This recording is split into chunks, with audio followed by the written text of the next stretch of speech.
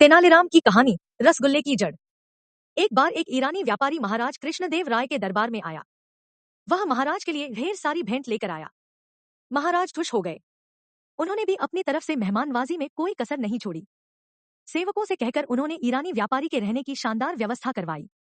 उसके लिए एक से बढ़कर एक पकवान परोसने को कहा। सेवक भी महाराज की आज्ञा के पालन में जुट गए।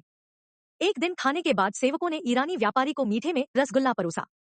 रसगुल्ला देखकर व्यापारी ने सेवकों से पूछा कि क्या वे उसे रसगुल्ले की जड़ के बारे में बता सकते हैं। सेवक सोच में पड़ गए। वे रसोइये के पास गए और उससे ईरानी व्यापारी का प्रश्न बताते हुए उत्तर पूछा।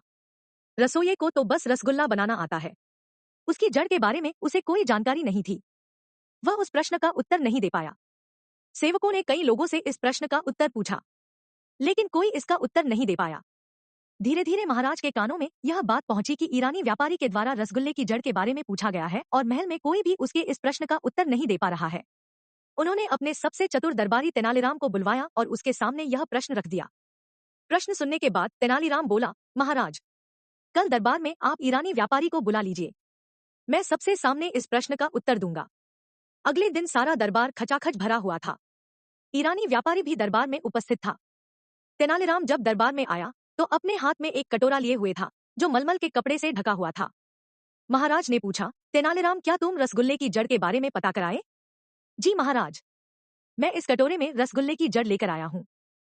कहते हुए तेनालीराम ने कटोरे के ऊपर से मलमल का कपड़ा हटा दिया। कटोरे में गन्ने के कुछ टुकड़े पड़े हुए थे, जिसे देख महाराज सहित सारे दरबारी चकित रह गए। तेनालीराम ईरानी व्यापारी के पास जाकर उसे कटोरा देकर बोला, महाशय, ये है रसगुल्ले की जड़।